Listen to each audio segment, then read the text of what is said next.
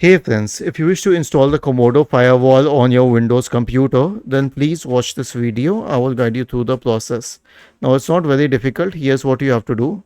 Search for Comodo Firewall in the search bar and hit enter.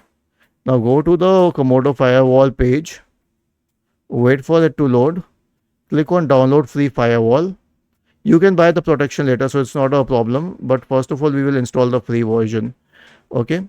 So I have clicked on the installer file and then it will start installing, extracting and installing. So let us wait till it does that. Now it will ask whether we wish to restart or not. You will have to click on yes. Then it will restart and install the firewall on your computer. Was this helpful? If yes, then please let us know in the comment section of the video, and if not, then let us know that as well. Thank you for watching this video and have a nice day.